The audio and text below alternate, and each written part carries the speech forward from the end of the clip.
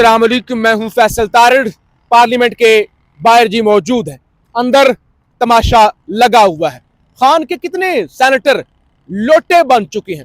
मौलाना फजल रहमान के किस सेनेटर पर हाथ डाला गया है, मौलाना कितने गुस्से में हैं, पीटीआई और जेयूआई ने मुश्तरका तौर पे क्या फैसले किए हैं, और जस्टिस मंसूर अली शाह की किस तरह से एंट्री हुई है, और याह्या खान का सोया हुआ जमीर जगाने की, झंझोड़ने की आखिरी बार कोशिश की गई है। आज सुबह से वकला, जजेस, रिटायर्ड जजेस मिलकर याह्या खान के जमीर को झंझोड़ने की कोशिश कर रहे हैं कि हो सकता है जमीर बाकी हो सकता है जाग जाए। बहुत बड़ी खबरें इस वक्त मेरे सामने आ रही हैं, क्योंकि तरमीम सेनेट के अंदर पेश कर दी गई है। आपको बताया था नंबर पूरे नहीं हैं और अब बंदे तोड़े जाएंगे, खरीदे जाएंगे। मैंने एक हफ्ता पहले आपको यहीं खड़े होकर खबर दी थी कि पीटीआई के सेंटर भी लोटे बनेंगे, मौलाना फजल रहमान की जमात के भी सेंटर लोटे बनेंगे, और वो खबर दुरुस्त साबित हुई है। बड़ी अहम खबरें हैं। आपसे गुजारिश है इस यूट्यूब चैनल को जरूर सब्सक्राइब कर लें, वीडियो को लाइक करें, शेयर करें और अपनी राय का इजहार जरूर किया करें। मैं जरा सबसे पहले आपको बता दूं सूरत हाल क्या है। वही कायमा कमेटी कानून और इंसाफ, उसने मंजूरी देनी ही थी, उन्होंने मंजूरी दे दी।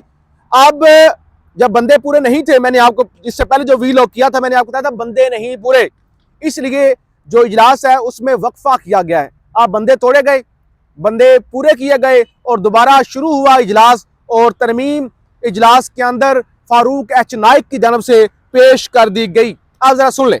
पीटीआई के सेनेटर सैफुल्लाह अबड़ो और जेयूआई के सेनेटर अहमद खान वोटिंग में हिस्सा लेने ऐवान में पहुंच चुके हैं। यानी एक पीटीआई का लोटा सैफुल्लाह अबड़ो बन चुका है और दूसरा मौलाना फजल रहमान की जमात का सेनेटर अहमद खान वो भी लोटा बन चुका है, और अभी लोटे लाने में लगे हुए हैं। यानी ये नहीं है कि यही लोटे हैं। खबर ये है, मेरे सामने तस्वीरें भी आ चुकी हैं, इतलात भी आ चुकी हैं कि 27वीं यानी तरमीम का में पीटीआई के 2 सेनेटर उनके साथ राब्ता मुनक़ता है। एक है सैफुल्लाह अबड़ो और दूसरे सेनेटर फैसल सलीम है। फैसल सलीम ने पहले भी बड़ा मुतराजा किरदार अदा किया था और पीटीआई ने इनको तकरीबन डिसओन ही किया हुआ था। तो अब की बार दोबारा से ये 2 सेनेटर पीटीआई के जो हैं वो लोटे बन चुके हैं।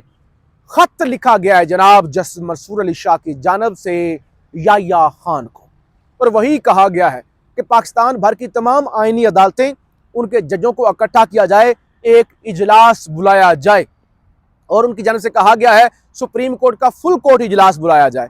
जस्टिस मंसूर अली शाह ने कहा कि याह्या खान साहब आंखें खोलें, उठें, जागें। ये क्या आप सोए हुए हैं, आप ताकतवरों के हाथ का खिलौना बने हुए हैं।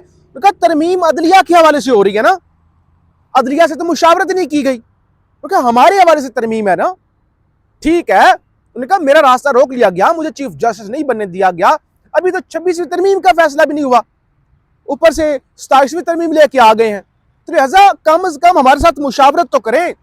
कहा अदलिया किरदार तो अदा करें, लेकिन याह्या खान ने क्या किरदार अदा करना है। याह्या खान को घोड़े मिले हुए हैं, पोलो खेलने का मौका मिल रहा है, प्रोटोकॉल मिल रहे हैं, और क्या चाहिए। खबर सुन लें, याह्या खान नहीं जागेंगे। बेशक कोई जस्टिस मंसूर अली शाह से बड़ा जज भी उठ के खत लिख दे। अब जरा अंदाजा करें कि जब मुल्क के अंदर अदलिया की कब्र खुद चुकी है।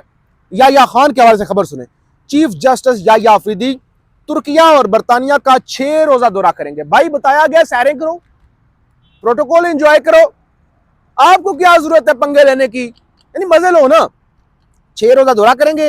वो 13 नवंबर को तुर्किया रवाना होंगे, जहां 16 नवंबर तक जुडिशल कॉन्फ्रेंस में शिरकत करेंगे।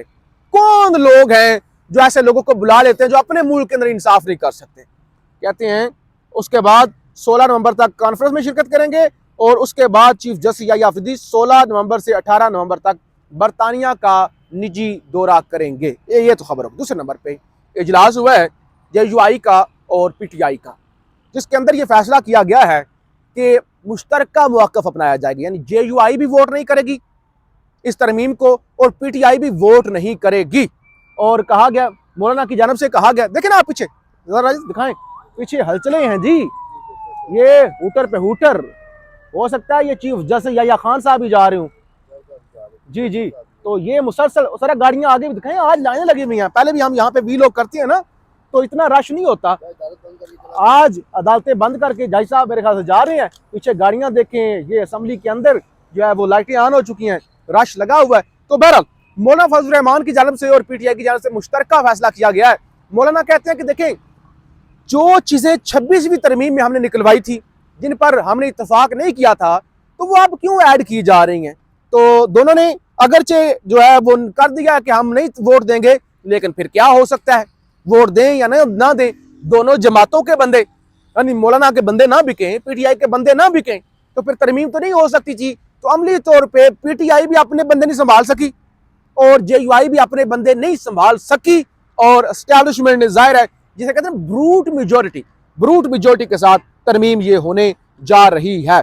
अच्छा जी, अब फारूक एच नाइक ने बताया है कि वो सदर साहब को जो मिल रही है ना, अससना मिल रहा है कि उनके खिलाफ कोई कार्रवाई नहीं होगी। कहते हैं कि वो उसके अंदर भी हमने एक तरमीम की है कि अगर तो किसी सदर ने दोबारा एक दफा सदर रहा, सदर रहने के बाद अगर दोबारा उसने इलेक्शन लड़ लिया, वो एमएनए बन गया या एमपीए बन गया, तो उसकी जो इम्यूनिटी है वो खत्म हो जाएगी, यानी वो जो तशना वाला मामला है फिर वो खत्म हो जाएगा। अदरवाइज अगर वो इलेक्शन नहीं लड़ते तो वो नहीं खत्म होगा। अब लतीफ खुसा ने बड़ी तगड़ी प्रेस कॉन्फ्रेंस की है। वो कहते हैं ये जो आर्मी चीफ फील्ड मार्शल के बारे से लाया गया ना, ताहयात उनके खिलाफ कोई कार्रवाई नहीं हो सकती।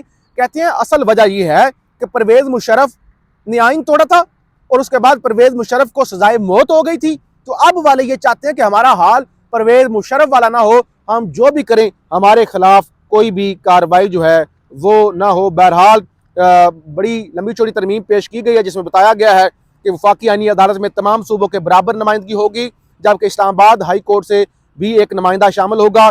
सो मोटो सिर्फ आईनी अदालत ले सकेगी, वो भी इस सूरत में ले सकेगी जब उनके सामने दरख्वास्त जाएगी तो दरख्वास्त का जायजा भी लिया जाएगा। जो सुप्रीम कोर्ट से जज जाएंगे आईनी अदालत के अंदर, उनकी सीनियरिटी मुतासर नहीं होगी, लेकिन जो हाई कोर्ट से आएंगे या कोई नया वकील डायरेक्ट आईनी अदालत के अंदर आएगा तो उसकी जो सीनियरिटी है वो उसके हलफ की तारीख के मुताबिक होगी और सारे सूबों से कहा जा रहा है जी नुमाइंदगी दी जाएगी। लेकिन हैरानकुन तौर पे फारूक एच नाइक ने हर चीज का जिक्र किया ना जी, इतना अच्छी है हम तरमीम लेके आए हैं। ये जो आर्टिकल 243 है जिसमें अब्बू बनाया जा रहा है, अंदाजा करें वजीर आजम जिसके अंडर होता है फील्ड मार्शल या आर्मी चीफ या जो फौज है, अच्छा वो उसने सरेंडर कर दिया, उसने कह दिया भाई नहीं वो मैं नहीं लूंगा इम्यूनिटी। अच्छा जिसके अंडर होता है उसको नहीं है, उसके खिलाफ कार्रवाई भी हो सकती है, लेकिन जो जिसका मातहत है उसके खिलाफ कार्रवाई हो सकती है, और जो मुलाजिम है सरकारी नौकर है उसके खिलाफ ताहयात कार्रवाई नहीं हो सकती। तो ये सुनहरा जो काम है वो हो रहा है और हम जाहिर है ये सारी चीजें यहाँ पे खड़े होके विटनेस कर रहे हैं, ये जो तमाशा लगा हुआ है। और तमाशा भुगतेगी पीपल्स पार्टी। मुबशर ज़ैदी सहाफ़ी हैं, कहते हैं मेरी बात लिख कर रख ले, ये मालूमात की रोशनी में कह रहा हूँ, फील्ड मार्शल सदर बनेंगे। वो कहते हैं अभी फील्ड मार्शल है ना, इसके बाद वो सदर बनेंगे और अस्तशना इसी तनाजर में है। पीपल्स पार्टी के बुरे दिन पहले शुरू होंगे और केसेस खुल जाएंगे, फिर नून लीग की बारी आएगी, पीटीआई के लिए सख्त दौर 2 बरस और चलेगा। कहते हैं भाई ये जो पीपल्स पार्टी वाले हैं ना, ये भी पीटीआई की जगह पे खड़े होंगे और फील्ड मार्शल साहब खुद जो हैं वो सेनेटर बन जाएंगे। बहरहाल इस सारी सूरत हाल में याह्या खान का ज़मीर जोड़ा गया, जगाने की कोशिश हुई, लेकिन याह्या खान साहब ने सुप्रीम कोर्ट को ताले लगाए और सुकून से वो अपने घर के अंदर जो रेड जोन के अंदर है अयाशी करेंगे। जाहिर है बारबेक्यू, ठंडी रातें हैं, हो सकता है मछली खाएं। बहरहाल हम ये तमाशा, ये 2 नंबरी, ये जो पाकिस्तान के आइन के साथ खिलवाड़ किया जा रहा है, हम ये रिपोर्ट आपको करते रहेंगे। और मैंने पहले भी आपको बताया था ये तमाशा है, लेकिन हम सिर्फ इसलिए ये रिपोर्ट करते हैं ताकि तारीख के अंदर आज से 50 साल बाद भी कोई हमारी ये वीडियो निकाल के देखे, 50 साल बाद का इंसान वो देख सके पाकिस्तान के अंदर उस वक्त किस तरह से और क्या तमाशा हो रहा था। अपनी राय का इजहार जरूर कीजिएगा। पाकिस्तान जिंदाबाद।